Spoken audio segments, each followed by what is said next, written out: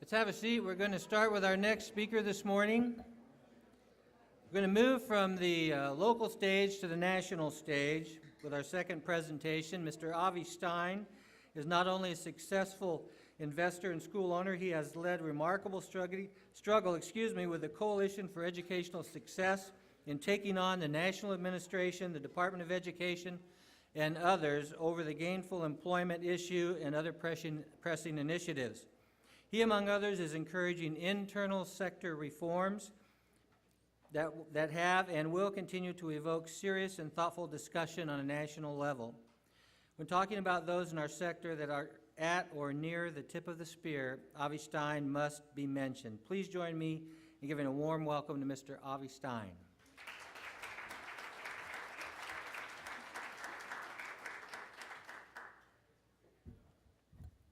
Thank you very much. I'm told there's a saying in show business that you never want to follow acts with children or very cute animals. I think we need to add to that singing regulatory lawyers.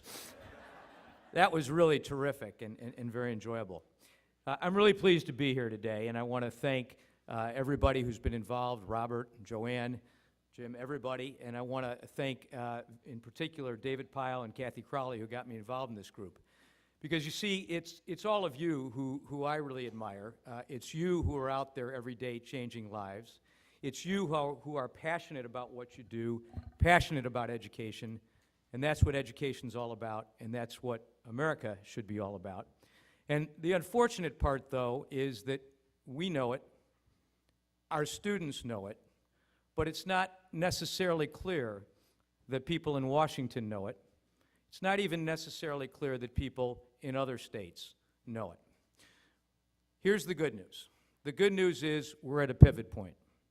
While we do face the issue of finally, I think, being so big because we are 25% roughly of all Title IV draw, 20% of all first-time, full-time students in post-secondary education. We're finally at a point where we are so big that we can no longer stay silent, hide, hope things go away, which is kind of the bad side of it. But the good side of it is the debate in America over the next 12 months and probably continuing beyond that is going to be principally about one thing: jobs. And the good news is that's where we excel. So we need to recognize that though the fight that the coalition and others have taken on against gainful employment, against the things that we'll be talking about today, and other regulatory and legislative and judicial reforms, while those things have been important and must continue, they will not get us where we need to be. We need to pivot to the positive. We need to tell the story. We are education at work. Well, if I can figure out how to advance the slides, we'll get started.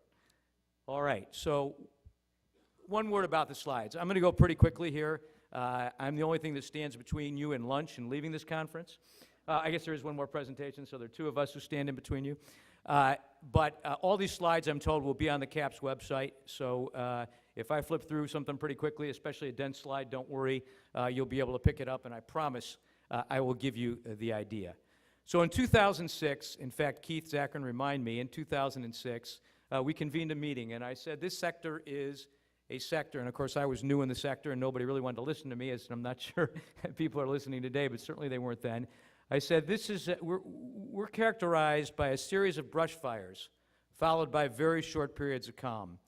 Brush fires in 2004, brush fires in 2006 and 7, and of course more brush fires now. And we've also never done what I think we need to do and what we need to recognize, and that is that public will drives political will. Well, what do I mean by that? What I mean by that is pretty simple. That if we don't have